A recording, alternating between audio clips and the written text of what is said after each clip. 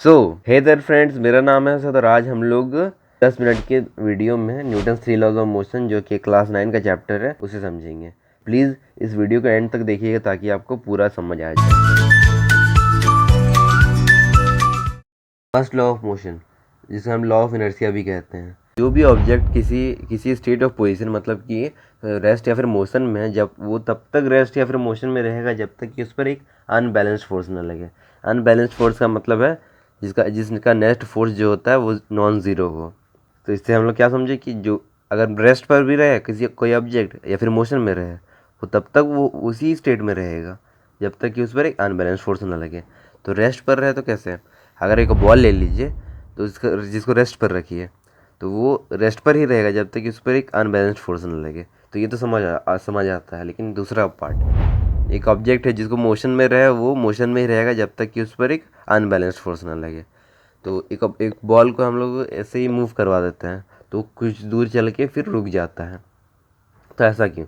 Friction, air resistance की वजह से। लेकिन अगर उस बॉल को एक वैक्यूम एक फ्रिक्शनलेस सरफेस पर मूव करवाया जाए तब क्या होगा कि जो बॉल है वो मूव करता ही रहेगा जब तक कि उस पर एक अनबैलेंस फोर्स ना लगे। इसका 3 टाइप हो सकता है, क्योंकि इसका मतलब जो है ना, लॉ ऑफ इनर्शिया का मतलब कि ये भी होता है कि जो ऑब्जेक्ट में है वो रेजिस्ट करने की प्रॉपर्टी होती है। इसका 3 पार्ट्स में समझते हैं कि inertia of rest, inertia of motion और इनर्शिया ऑफ डायरेक्शन।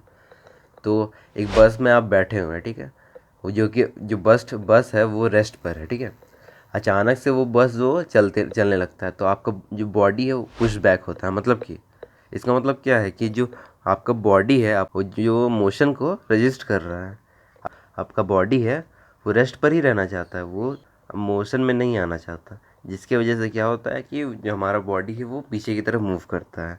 उसी तरह इनर्शिया ऑफ मोशन में जो जो बस है वो मूव कर रहा है, अचानक से रुक जाता है तो हमारा जो बॉडी है वो आगे की तरफ मूव करता है। इससे क्या पता चल रहा है कि जो हमारा बॉडी है वो मोशन में ही रहना चाहता है, मतलब कि रेस्ट को रेजिस्ट कर रहा है।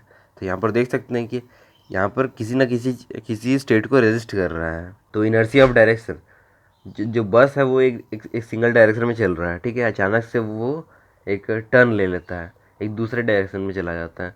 तो आपने एक बार फील किया होगा कि जो आपका बॉडी है वो उस डायरेक्शन में मूव करने लगता है जिस डायरेक्शन में वो जो बस है वो था। दूसरे डायरेक्शन को हमारा जो बॉडी है वो रेजिस्ट कर रहा है, वो उसी पर्टिकुलर डायरेक्शन में रहना चाहता है। और इनर्शिया को हम लोग मेज़र किससे करते हैं? मास से। अब second law of motion, second law of motion में हमें बताया गया है कि force equal to mass into acceleration, जिसका एसआई यूनिट होता है, फोर्स का एसआई यूनिट होता है न्यूटन, जिसका जो इक्वल होता है केजी मीटर पर सेकंड स्क्वायर के। इसको अगर हम लोग प्रूव करना है force equal to mass into acceleration, तो पहले हम लोग मोमेंटम को समझना पड़ेगा, फिर हम लोग real statement of second law of motion को देखेंगे। तो तो जो मोमेंटम है वो ऑब्जेक्ट के मास और वेलोसिटी का प्रोडक्ट को कहा जाता है। जो मोमेंटम होता है वो डायरेक्टली प्रोपोर्शनल होता है फोर्स के, मतलब कि मास और वेलोसिटी भी डायरेक्टली प्रोपोर्शनल होगा फोर्स के। अब कैसे? अगर मास ज़्यादा रहेगा तो फोर्स ज़्यादा रहेगा, मास कम रहेगा तो फोर्स कम रहेगा। एक भरा हुआ बाल्टी ले लीजिए, उसे उठाइए, उसमें मास ज़्यादा है तब आपको उठाने लिफ्ट करने में थोड़ा सा प्रॉब्लम होगा, मतलब ज़्यादा ज़्यादा फोर्स लगाना पड़ेगा आपको। और वही बाल्टी को अगर आप खाली कर दीजिए, पानी खाली कर दीजिए उस बाल्टी से, तो क्या होगा? आप आसानी से बाल्टी उठा लेंगे, बहुत कम फोर्स लगेगा। इसका मतलब क्या है? जहाँ मास ज़्यादा रहेगा वहाँ फोर्स भी ज़्यादा लगेगा, जहाँ मास कम रहेगा वहाँ फोर्स भी कम लगेगा। इसका मतलब क्या है कि mass is directly proportional to force. First part complete. अब दूसरा, वेलोसिटी। एक ऑब्जेक्ट, छोटा सा ऑब्जेक्ट ले लीजिए, जो कि स्टोन मान लीजिए, छोटा सा पत्थर ही ले लीजिए, ठीक है। उसे आप तेज़ी से फेंकिए और धीरे से फेंकिए, फिर ऑब्जर्व कीजिए तेज़ी से फेंके हैं, उस जहाँ पर भी फेंके हैं वहाँ तो डैमेज या फिर कुछ ना कुछ निशान तो जरूर छोड़ दिया होगा। ये तो पक्की बात है। और जहाँ धीरे से फेंके होंगे वहाँ पर जो कंडीशन होगा अनचेंज होगा।